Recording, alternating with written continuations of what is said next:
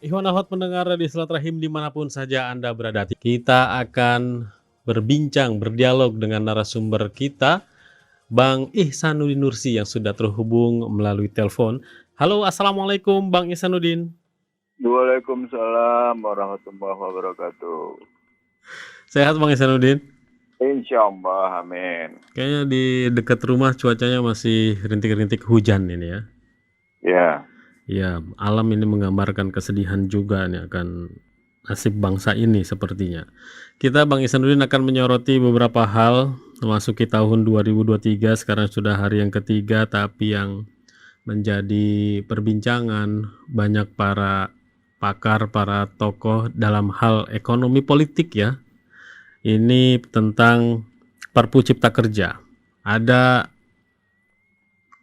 kalimat-kalimat yang dilontarkan oleh para pengamat ini mulai dari kritikan yang begitu deras, otoritarianisme lah, lalu juga berpihak kepada pengusaha dan oligarki, lalu juga tidak peduli lagi terhadap kesejahteraan rakyat. Kami ingin mengupas dari sudut pandang Bang Ihsanuddin Nursi, sekaligus kami juga ingin sebenarnya kalau di media-media itu kan selalu diangkat kata oligarkinya, pengusahanya yang berada di belakang pemerintah, yang menekan pemerintah. Kami ingin sekali sebenarnya siapa sih si pengusaha-pengusaha itu siapa gitu. Apakah si pengusaha itu sudah menguasai legislatif, yudikatif, dan juga eksekutif semuanya? Monggo Bang Ihsanuddin, di pagi hari ini kita. Bismillahirrahmanirrahim. Kalau pembahasan politik ya, kita akan mencari jawaban lewat pertanyaan who, seperti Angga tadi bertanya siapa. Tapi kalau kita mulai dengan pertanyaan yang what, apa, maka kita akan masuk untuk merumuskan masalahnya secara benar. Pertanyaan pokoknya, masalah kita apa sih sebenarnya sekarang ini gitu. Masalah kita, kalau kita lihat dari Perpu yang 30 Desember itu, yang bahkan memberikan royalti hingga 0% jika batu bara diolah untuk kepentingan pengolahan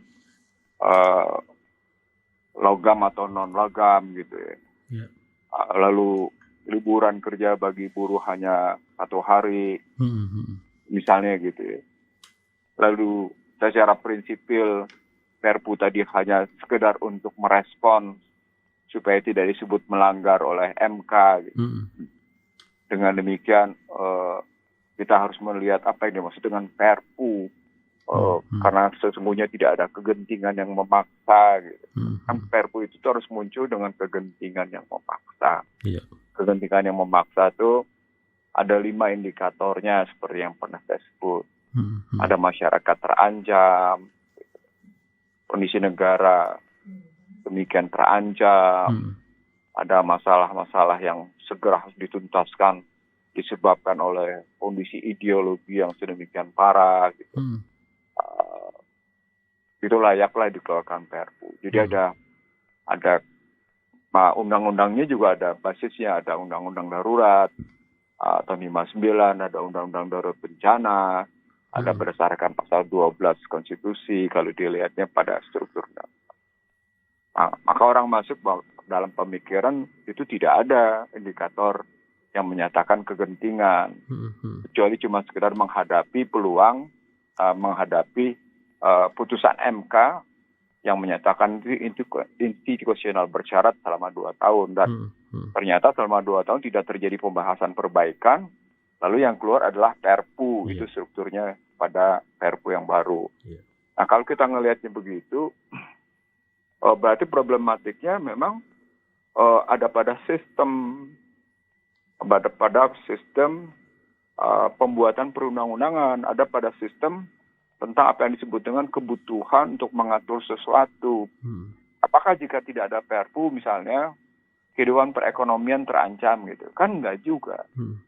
Apakah jika tidak ada Perpu itu, situasi korporasi swasta akan terganggu? Kan enggak juga.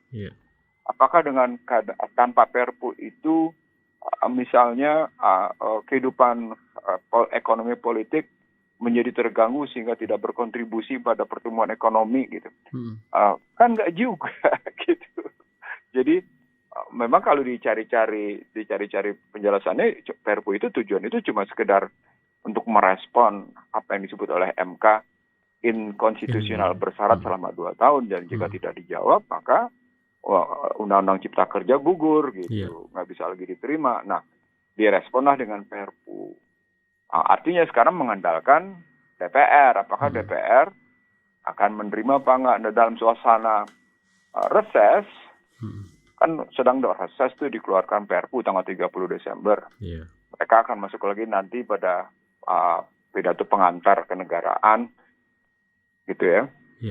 Di awal tahun gitu.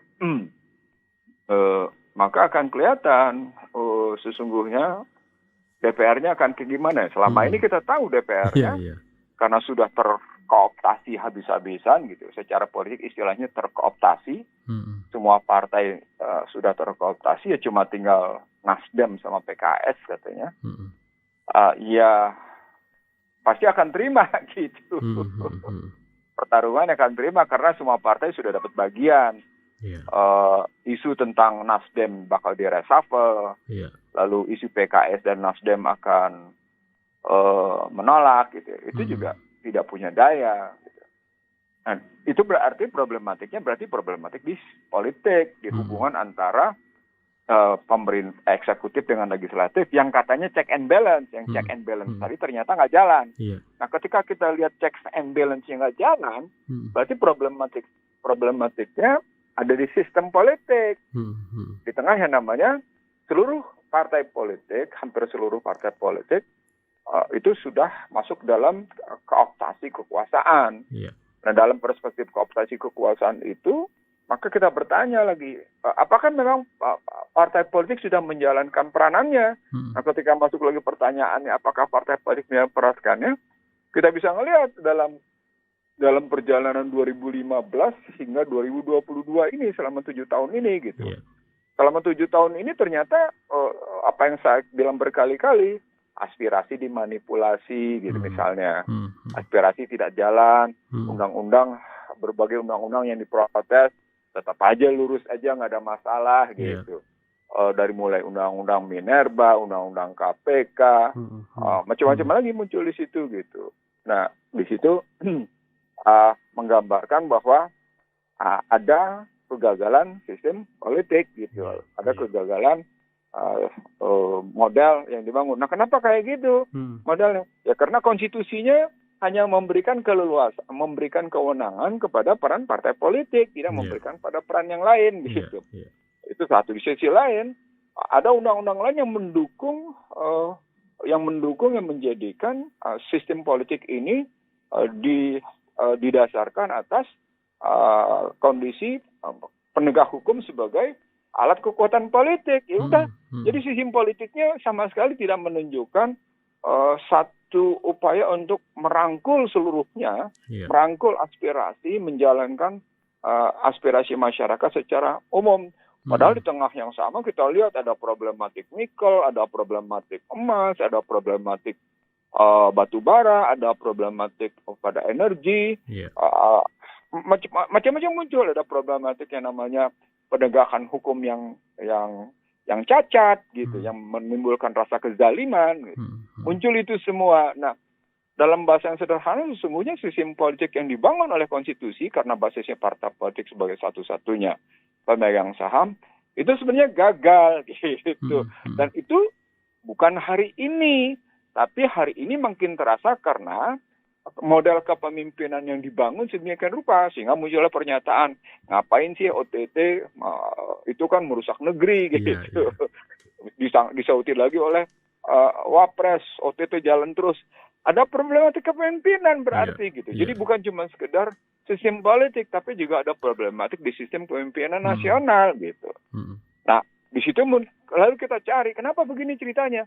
Ya, kalau kita lihat sistem politik yang gitu, kan kita lihat sistem politik itu, kita lihat pada partai politik sebagai satu-satunya pemegang saham dalam terbentuknya satu pemerintahan.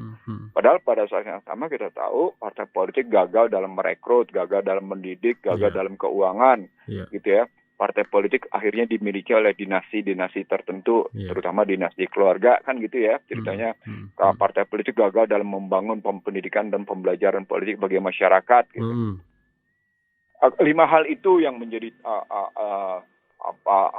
orang. Ya sudah, kalau dia gagal kayak gitu berarti harus dicari sumber lain. Disitulah di tengah yang namanya partai politik dikuasai oleh dinasti keluarga atau dinasti pribadi-pribadi tertentu gitu ya. Di sisi lain ekonomi juga kayak gitu. Nah mereka kerjasama. Nah ya tentu kalau pakai tesis lama, kalau tesis zaman Romawi dulu gitu sampai dengan sekarang, orang kaya tidak pernah mau bergeser posisi kekayaannya.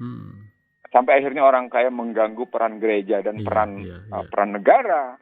Jadi bukan cuma sekedar pertarungan antara negara dengan gereja yang terpisah itu, yang akhirnya terpisah segala sesuatu bermula dari gereja, lalu dipisahkan menjadi 2, negara dengan gereja, lalu kemudian orang kaya tetap mau menentukan, maka orang kaya tetap memainkan posisi pada gereja dan pada negara, dan hingga hari ini berjalan orang-orang kaya itu mengendalikan negara, orang-orang kaya itu mengendalikan gereja, gitu. Penjelasannya. Kalau pakai riwayat Barat ya, riwayat pemikiran Barat. Jadi artinya kalau kita balikin lagi ke Indonesia, karena Indonesia mengadopsi sistem Barat habis-habisan, gitu ya, sejak Undang-Undang Dasar 2002, ya tentu saja orang-orang kayanya dalam posisi mengendalikan. Nah pokoknya baru pertanyaan politik. Siapa mereka? Ya sekarang kalau pertanyaan siapa mereka, lihat. Siapa yang di sini masuk nih yang pernah saya kemukakan dulu, yang saya kemukakan 2 minggu lalu tentang sistem di Amerika. Di Amerika itu para lobis, perusahaan-perusahaan mengeluarkan biaya lobis, itu di awalnya sekitar 2000 berapa gitu, itu cuma 1,14 miliar US dollar, sekarang sudah keluar ke 3,473 miliar US dollar.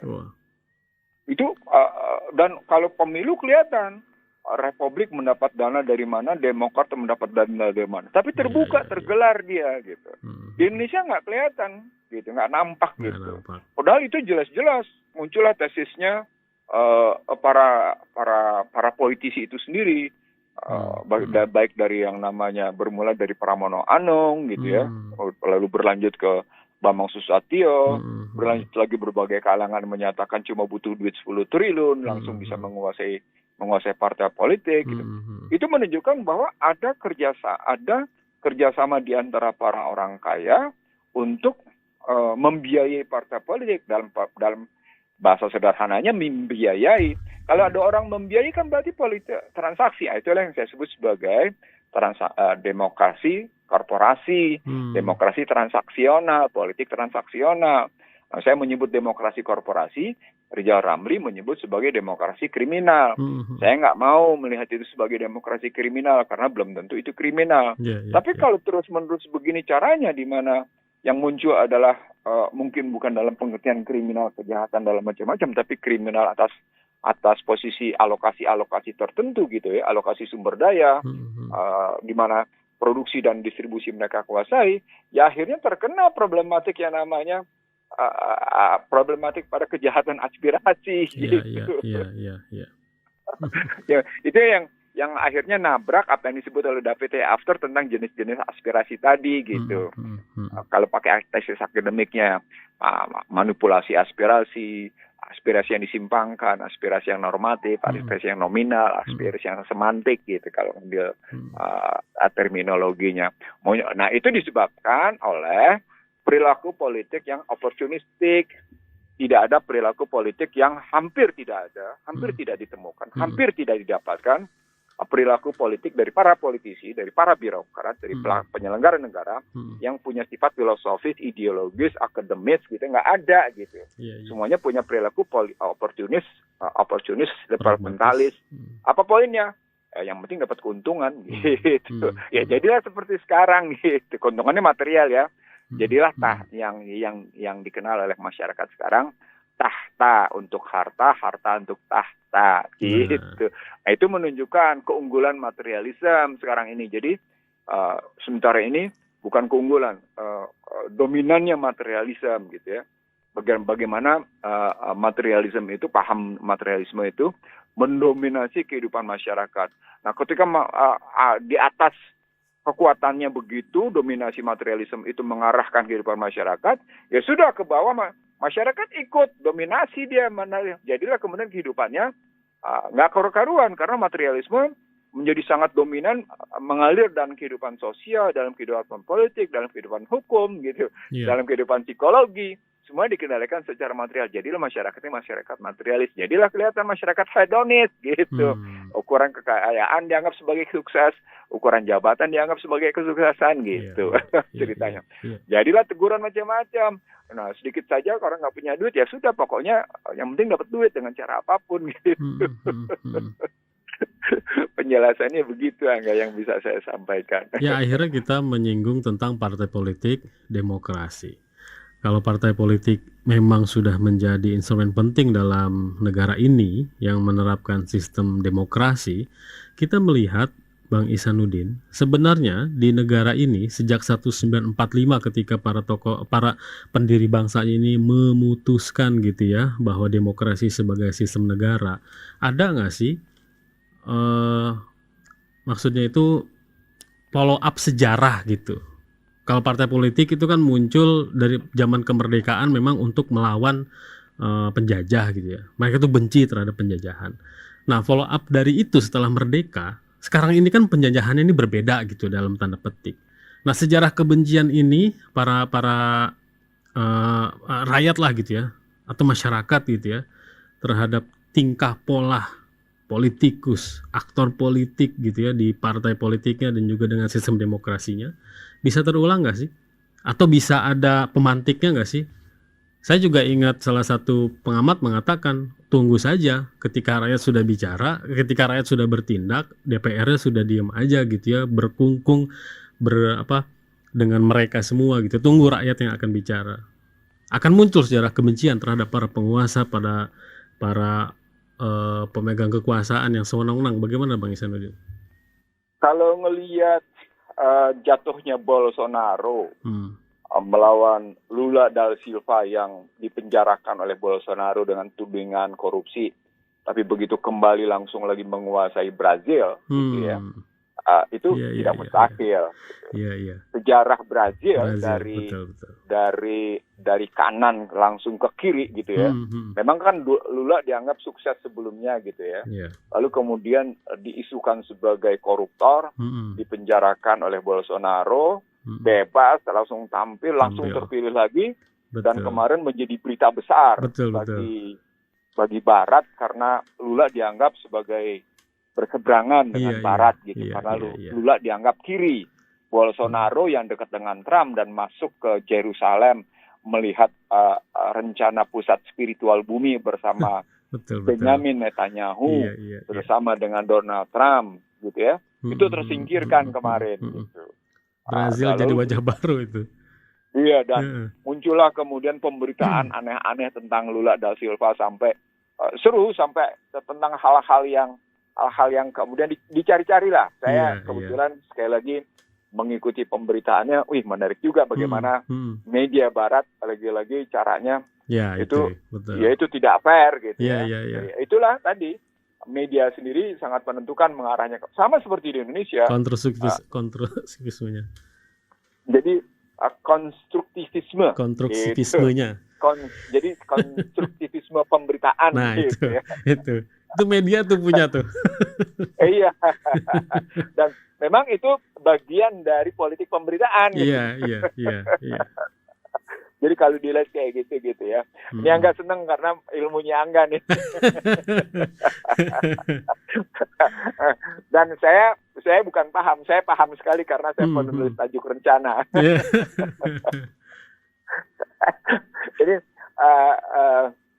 Jadi kalau misalnya kita main-main gitu kayak gitu kita bisa dilihat gitu. Ini mainnya gini gitu. Betul. Strukturnya begini, formatnya begini. Media ini begini. Kita ngelihat lah media mainstream di Indonesia, apakah itu pertelevisian, apa itu media cetak gitu. Kita ngerti bagaimana caranya. Nah, di Indonesia semua perangkat demokrasi sudah dalam posisi terkooptasi. Jadi kalau mau ditanya, apakah kemudian rakyat di Indonesia akan bisa ditunggu untuk menjawab kayak gitu? Nah itu pengamat tadi salah tuh. Pengamat tadi itu salah. Ada perbedaan mendasar ya era Soeharto dengan sekarang. Perbedaan mendasarnya gitu ya. Di Soeharto memang ada pengusatan kekuasaan. Tapi kemudian Soeharto mendistribusikan pemusatan itu secara baik. Pemusatan itu dilakukan pendistribusi baik. Tapi kemudian Soeharto mendistribusikan juga sumber daya pada anak-anaknya yang jadi masalah. Yang kemudian dengan distribusi sumber daya dan produksi itu kepada anak-anaknya, kepada istilahnya pada dengan nepotisme dan kolutifnya itu gitu ya, itu mengganggu korporasi domestik dan korporasi asing yang sudah berkuasa. Gitu. Nah, di saat yang sama terjadi sikap jenuh politik. Lalu kemudian ada picu kelompok luar, pihak asing yang sudah berkali-kali menyatakan agar Soeharto tidak menjadi presiden, baik pada periode 83, 87, dan 97, 3 kali itu. Jadi Soeharto diminta untuk tidak jadi presiden itu 83, 82, 83, 86, 87, 96, 97 oleh Washington. Gitu ya. Nah, karena Soeharto sama sekali tidak mau dengar, Soeharto akhirnya terkena itu gitu. Poinnya adalah kalau kita ambil dari situasi sekarang, sementara ini pihak Barat sana tidak dalam posisi Washington tidak dalam posisi dominan. Washington mendapat pesaing. Ini petanya beda sekarang. Pesaing Beijing.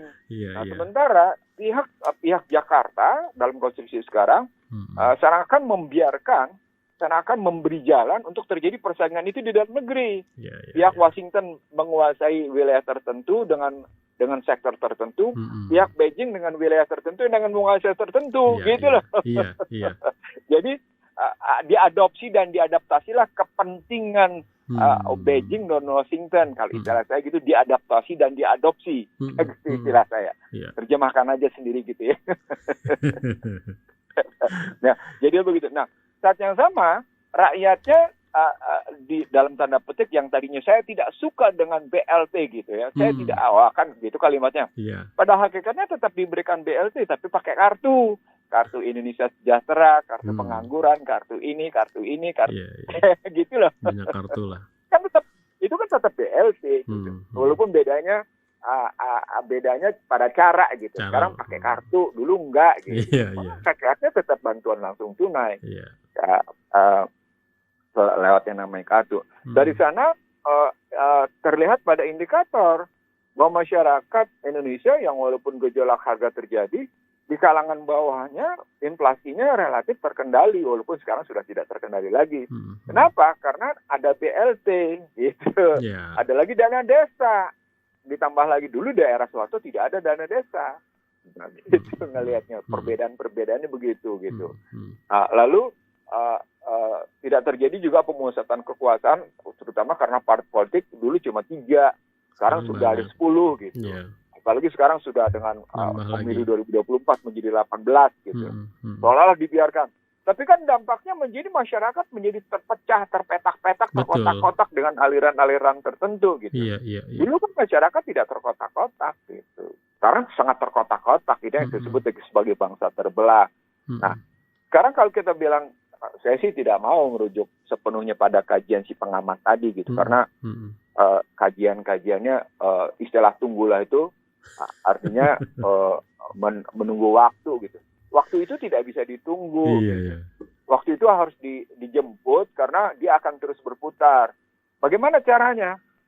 Caranya adalah jangan berhenti mengingatkan para penguasa ini walaupun mereka terus jalan gitu. Kita akhirnya tidak akan pernah berkontribusi secara positif kalau kita bilang nunggu waktu, padahal kalau kita terus-menerus melakukan watawasobil haq, watawasobil sobar gitu ya, saling mengingatkan kan gitu, watawasobil haq, watawasobil sobar, mengingatkan dalam sesuatu dalam segala yang hak gitu ya, saling mengingatkan dalam yang hak, saling mengingatkan dalam ketangguhan, keteguhan, dan ketekunan gitu ya. Maka sebenarnya kita sedang berkontribusi pada bangsa ini secara baik. Gitu. Kalau diterjemahkan sebagai istilahnya pembenci, gitu ya, saya kira ini bukan soal konstruktivisme pembenci melawan pemuja. Bukan ya. Tidak dalam konstruksi hater versus lover, bukan itu gitu konstruksinya. Konstruksinya adalah sampai seberapa jauh seseorang tetap berpegang teguh pada kata pembukaan dan Undang-Undang Dasar 45 batang tubuhnya yang asli itu. Nah, saya ingin menegaskan, kalau kita memegang utuh Undang-Undang Dasar 45 batang kata pembukaan dan batang tubuhnya, maka setiap warga negara Indonesia, gitu ya, saya ulang, tiap warga negara Indonesia, siapapun dia, dari mulai presiden sampai dengan rakyat jelata yang jelita itu, gitu, maka sesungguhnya dia punya 5 amanat. Amanat pertama, membebaskan diri, keluarga, bangsanya dari ketertindasan. Yang kedua, membebaskan diri, keluarga, dan bangsanya dari kebodohan. Yang ketiga, membebaskan diri dan bangsanya dari kemiskinan. Yang keempat, membebaskan diri dari ketimpangan, gitu ya. Keluarganya, dirinya, dan bangsanya. Yang kelima, membebaskan diri dan bangsanya dari kehinaan. Nah, itu kata pembukaan dan batang tubuh itu arahnya ke sana. 5K tadi gitu. Jadi bagaimana harus mengatasi ketertindasan, mengatasi kebodohan, mengatasi kemiskinan, mengatasi kehinaan, dan ketimpangan, mengatasi kemudian kehinaan tadi gitu. Melihatnya. Kalau itu tidak dijalankan, ya buat apa kita bersumpah? Lalu pertanyaan berikutnya, buat apa kalau negara ini ternyata tidak menjalankan asetnya bagi kepentingan pelaksanaan penyelenggaraan amanah tadi. Nah, disitulah peran kita kemudian menunjukkan sebuah sikap patriotik gitu ya, membela untuk tegaknya nilai-nilai tadi. Kalau diterjemahkan secara hukum yang berpihak, ya para penegak hukum itu dipertanyakan, seperti saya bilang tadi, ketika demokrasinya korporatif, apakah penegak hukumnya transaksional? Nah, itu yang pernah saya munculkan di beberapa tempat.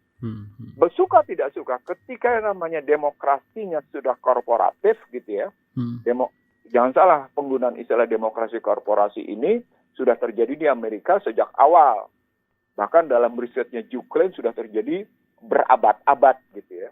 Jadi paling tidak sudah 1 abad lebih, tetap aja kondisinya demokrasi korporatif itu gitu. Walaupun Biden dalam National Security Strategy of US-nya tetap bangga menyatakan dia adalah satu-satunya negara terkuat dan berhasil mengangkat pengangguran di tengah gejolak perekonomian yang luar biasa. Itu pengakuan Biden terakhir gitu. Tapi tetap saja demokrasinya korporatif. Nah, ketika demokrasi korporatifnya diikuti dengan penegakan hukum yang, di sini menariknya, penegakan hukum yang transaksional, muncul terjadi apa yang disebut dengan lukanya rasa keadilan. Gitu. Di Amerika, itu nggak terjadi. Jadi perilaku polisi yang sudah bermacam-macam lewat kasus, ingat kasusnya George Floyd ya, yang terbunuh karena dengkul polisi itu betul. Itu kan menimbulkan perlawanan luar biasa. Ya itu yang disebutkan rasisme kanker stadium 4 gitu ya. Jadi rasismenya sudah kanker stadium 4. Tapi ternyata ketika Biden muncul itu berhasil diadaptasi sehingga perilaku polisi yang sudah menimbulkan rasisme itu berkurang. Dan pengadilan punya sikap keberpihakan juga untuk memperbaiki rasisme itu gitu. Di Indonesia kan itu tadi alat penegak hukumnya ikut-ikutan melakukan transaksi. Misalnya kemarin hakim yang mendapat suap 3 miliar, Hakim Agung gitu kan. Ingat ya kasus hakim yang kebetulan dalam kasus HRS itu gitu ya, sampai kayak gitu ya. Itu kan sampai 3 miliar itu gitu. Udah luar biasa gitu. Itunya. Demikian juga hakim yang main di Banten kemarin gitu, 2 hakim yang terkena. Seru gitu. Jadi seluruh tatanan hukum ternyata, tatanan penegakan hukum ternyata baik pada level level eksekutif, level legislatif maupun level yudikatif dalam penegakan hukum. Kan level penegakan hukum itu tidak hanya pada yudikatif, tapi juga langsung mengena pada yang namanya yudikatif, eksekutif, dan legislatif. Ternyata semuanya sudah transaksional. Ya sudah. Hanya mereka yang bisa membeli yang kemudian berkuasa. Ketemu tuh yang istilah oligarki. Disitulah ketemu tesis saya dalam sebuah TV swasta. Jadi saya ingat betul ketika saya berhadapan dengan salah seorang petinggi Komisi 3. Dia dengan bangganya menerapkan prinsip equality before the law. Saya terbalik. Saya bilang, Anda nih mimpi nih, saya bilang. Nih petinggi Komisi 3-nya kemudian masuk KPK dan masuk penjara sekarang. Equality over the law.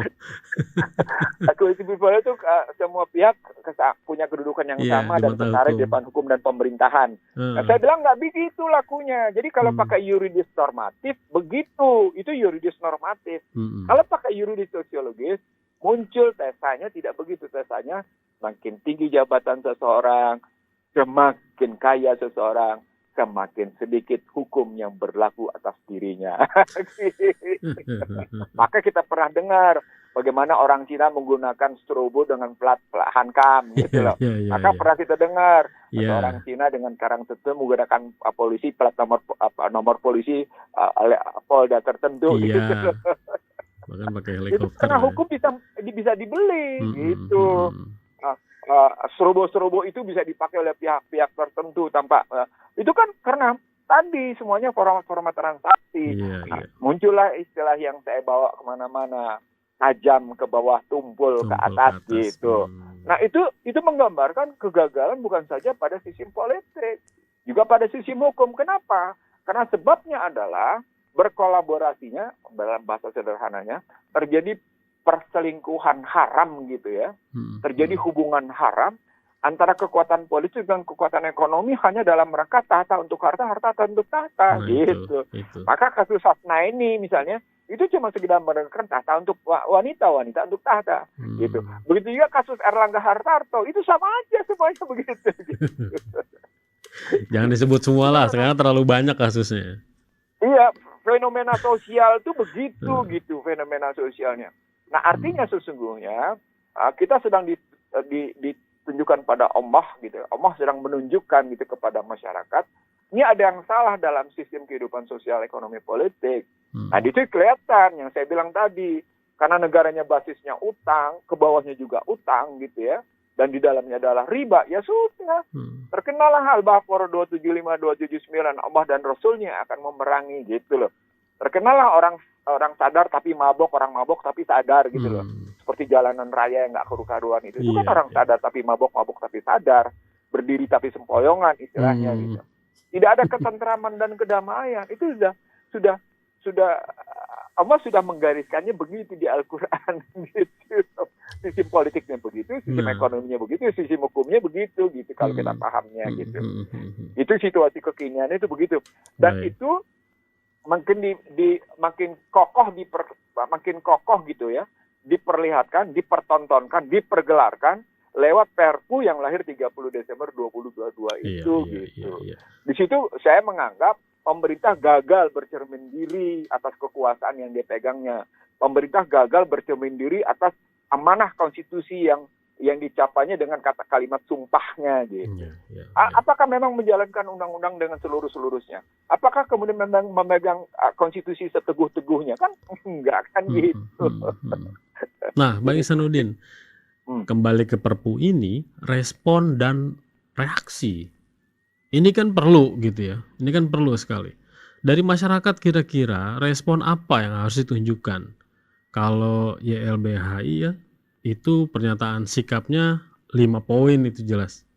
Dari mulai mengecam, menuntut presiden, menarik kembali Perpu, menyudahi kudeta, pembangkangan terhadap konstitusi, sampai mengembalikan semua pembentukan peraturan perundang-undangan sesuai dengan prinsip konstitusi. Kalau dari rakyat sendiri, reaksi apa yang terbaik sebenarnya? Kalau Anda bertanya tentang reaksi yang terbaik gitu ya. Yang pertama, kita menggunakan model demokrasi. Demokrasi itu yang dibangun oleh sistem sekarang, demokrasi liberal dengan check and balance yang dibangga-banggakan itu gitu. Saya ingat banget nih karena saya pernah dihadapi oleh pendukung demokrasi liberal ini dengan prinsip check and balance-nya di satu hotel mewah gitu ya. Dan mereka memiliki jabatan. Jabatan hebat. Dan mereka memiliki jabatan. Iya. Ya saya pernah, boleh bilang saya sendirian dikerubutin 3 gitu. Saya ingat juga seorang DPR, ketua DPR yang bangga sekali dengan amandemen itu gitu. Dan saya sendirian gitu.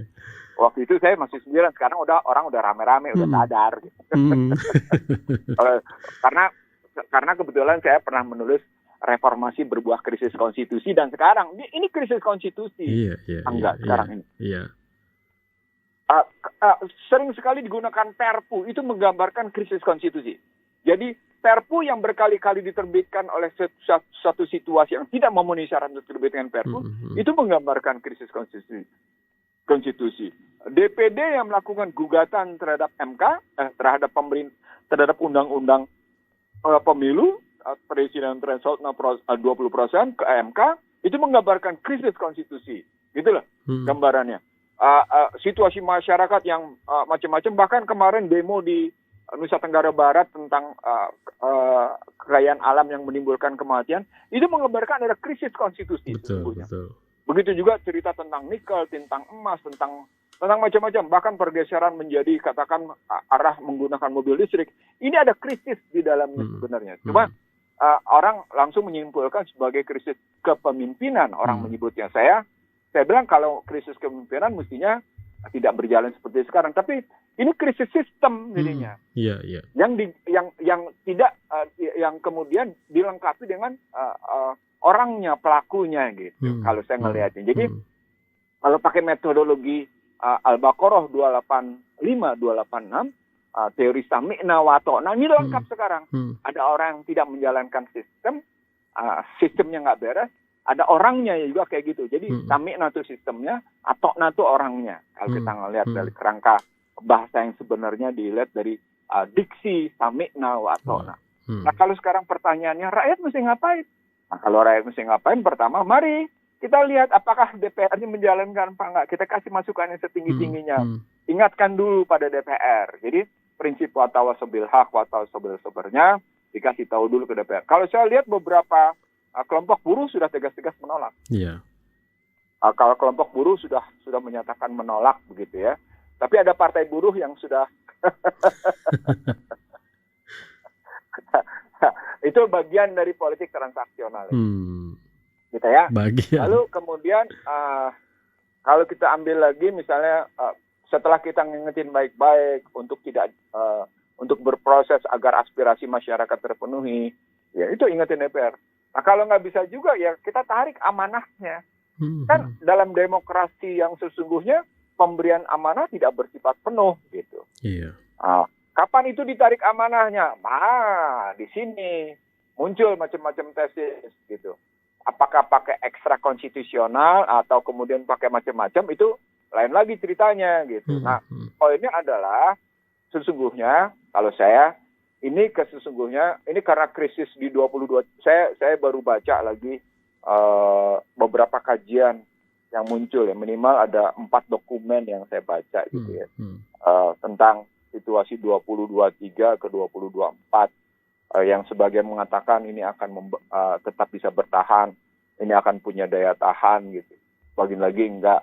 Sesungguhnya situasi yang disebut oleh Joe Biden dalam National Security Strategy of US-nya Oktober 2022 atau yang disebut oleh National Defense Strategy of US yang titik krisisnya ada di Ukraina, Rusia, dan ada di Laut Cina Selatan serta di Selat Taiwan, yang kemudian untuk kawasan Asia itu berarti ada di Indo-Pasifik, yang kemudian mereka bangga dengan adanya AUKUS gitu ya, didukung oleh India dan Jepang. Maka problematiknya kalau saya lihat sesungguhnya untuk kawasan Asia Tenggara, Indonesia mestinya bisa keluar gitu.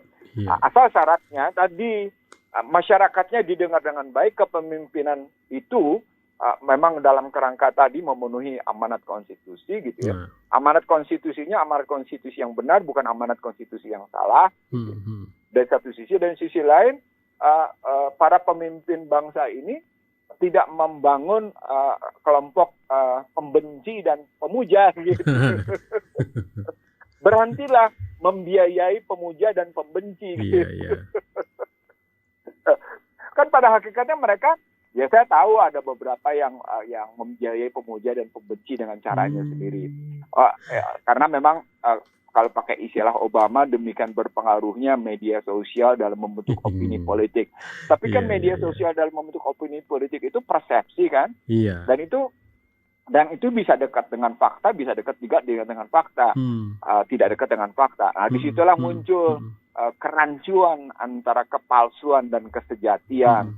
Nah, di sini kita harus uji lagi sampai seberapa jauh yang namanya para petinggi republik ini yang memegang amanat untuk menjalankan kekuasaan memiliki kesejatian akan kecintaannya, memiliki kesejatian akan keinginannya menegakkan konstitusi.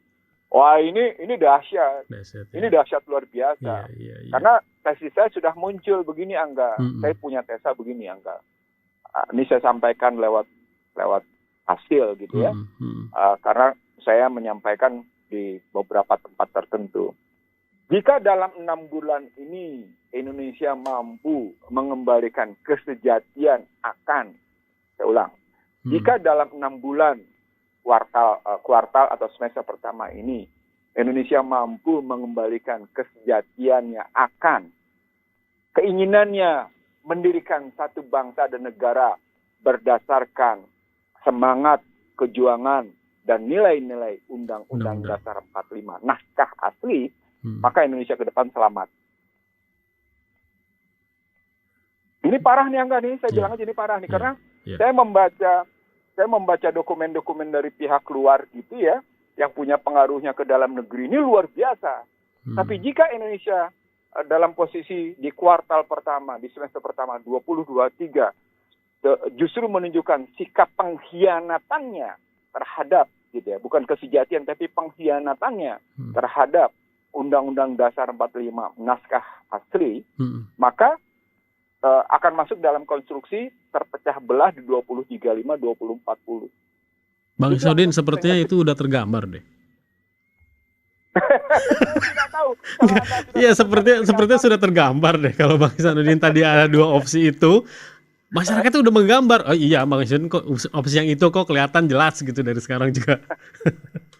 Jadi saya kebetulan menggunakannya dengan angka. Jadi dengan angka, jadi kan seperti biasa saya memain angka, memain kata dan kemudian mencampur gitu ya, meracik istilahnya. Kalau pakai bahasa kerennya menghybrid antara model kecenderungan berbasis statistik dan model perilaku berdasarkan perilaku yang muncul. Maka bisa kita lihat begitu gitu ya.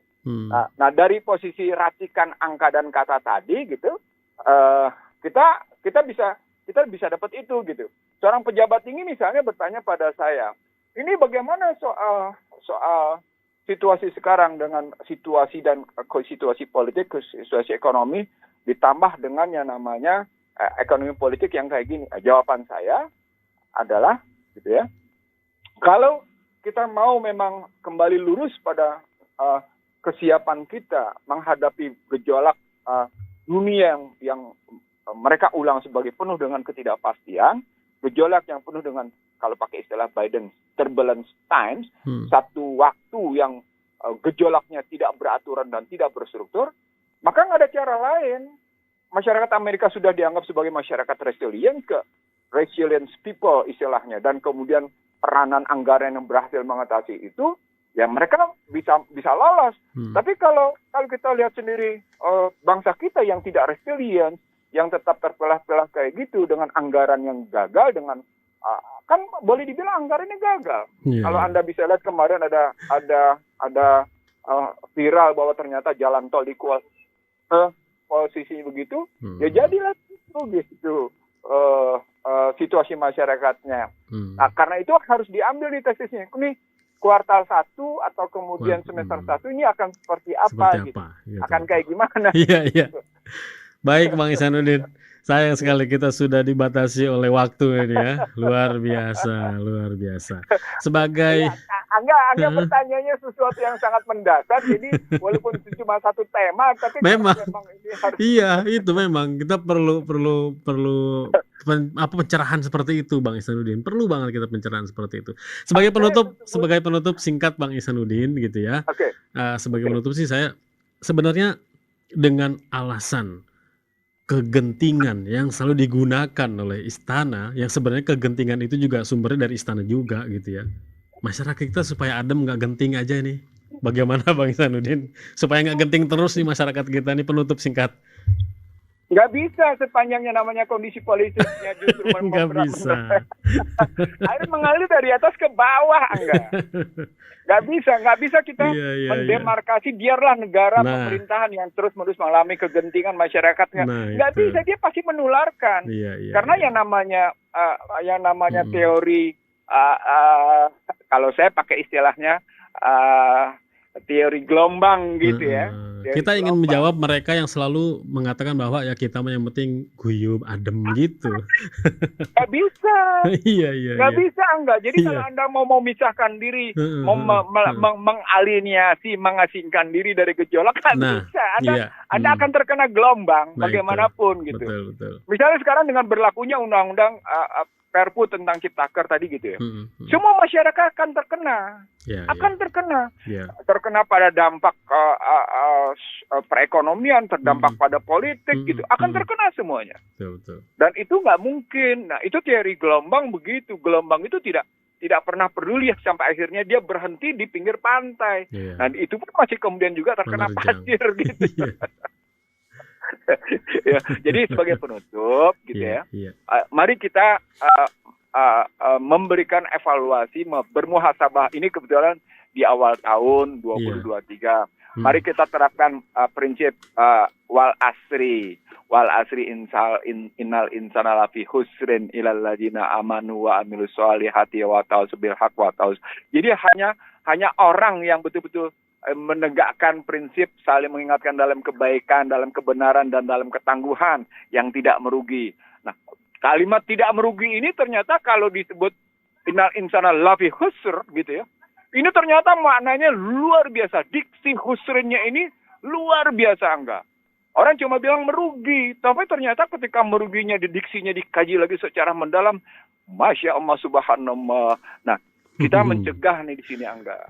Mari kita menjadi masyarakat yang tidak merugi berdasarkan diksinya Al-Quran, bukan manusia gitu ya. Kalau pakai diksinya manusia, paling untung ruginya cuma bicara uang. Ini bukan uang, ini bukan sekedar uang. Demikian, Angga. Baik. Kalau saya salah gitu ya, saya mohon maaf sambil memohon maghfirah dari Allah. Subhanakallahumma wa bihamdika asyhadu alla ilaha illa anta wa astaghfiruka wa atubu ilaik. Wabillahi taufiq wal hidayah. Assalamualaikum warahmatullahi wabarakatuh. Waalaikumsalam warahmatullahi wabarakatuh.